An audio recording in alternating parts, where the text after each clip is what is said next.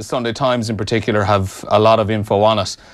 Their football correspondent Jonathan Northcroft, who would be a regular at Leicester City, was at the ground yesterday as well. And I think yesterday evening for a lot of fans, it was just that eerie moment where on BT Sport they were showing the helicopter of the owner taking off, and you know, everyone having a laugh and joke about it as they probably would normally, and then just a couple of minutes later coming back from an ad break to tell us that the helicopter had crashed out in the car park. And the scenes we would have seen through the night where it's just completely up in flames, emergency services around it. And Jonathan Northcroft goes into a lot of detail really about being on the scene yesterday night in Leicester. And he's, well, as you mentioned, Leicester seems to be maybe part of his beat, and it's just really shocking. I mentioned to the lads outside, like, I wasn't aware of this until this morning. It was one of them where normally something like this happens and you know instantly you're on social media, or it literally was happening while BT were live. But just I was out, didn't see it last night, and then this morning I'm opening the papers and then you just see this, and then you see the headline on the front, the fireball in the picture. It's just shocking. Like and Jonathan Northcroft, like, he was there and he has eyewitnesses and like talk of fans running for their lives, because it happened so close to the stadium. It was only a couple of 100 metres away.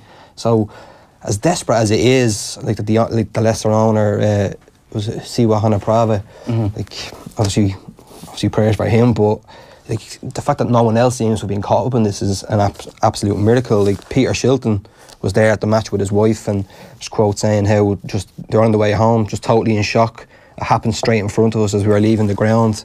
We don't know how it happened. It's horrendous, and just hope everyone's okay. Then there's talk of people seeing kind of the helicopter kind of going as soon as it left the stadium. Like, it's just desperate stuff, and you kind of put it in context of what's happened with that club over the last couple of years and some of the great moments they've had.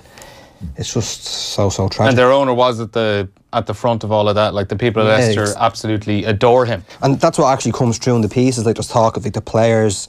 Like, there's one bit as well about like Kasper Schmeichel was on holiday with his family and he needed him for some commercial work, and the owner actually gave him his helicopter to kind of get him to and from real quick. And he just seems to go above and beyond for players in the club, and like some of his generosity. They all got BMWs when they won the league, and it's just it's just the human side. You can't really think about football and all the rest, but it's just so desperately sad to see what's happening. Yeah, I mean, it's hard to know. I mean, the conclusions obviously aren't being reached yet and all that, but the obvious instinct you have is that a helicopter crashing in kind of the middle of a city, kind of, it almost seems that they were lucky to some extent that it didn't crash in a more sort of, it says in a car park, which it was like directly outside the stadium. But there's very little information really about kind of casualties and that, which is obviously maybe they don't know, but so there's that. But your instinct is that if something like this happens, that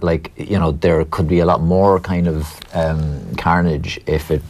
It happened it fell in the car park right outside the stadium, and as we could see there from the amount of witnesses that were around, there were plenty of people in the area.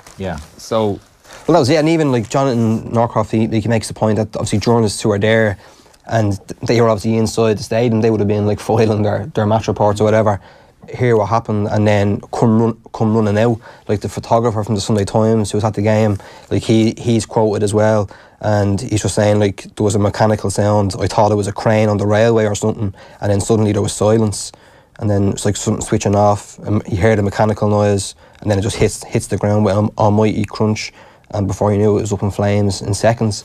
So it's one of them where, especially with Jonathan Northcroft's piece here, where because he's on the ground and is there, he does paint the picture of what's the immediate aftermath of it and what actually happened, which for people who want to kind of get a sense of just kind of the people who are around, it's actually he does the best job of it, which kind of not that he kind of be proud of that in terms of the situation that's happened, but and even just holding up the papers there talking about Jose Mourinho wants more money, Paul Pogba's in a standoff with his manager, like something like this just completely, it just shows how trivial the day-to-day stories of football really are when something like this happens right outside the ground. Yeah, no, like we've said it, but that's it. Like it's just a tragedy. Well, it seems we're still waiting for confirmation of what's actually happened, but just that picture and the headline on the Sunday Times, like Leicester City fireball, it's just tragic.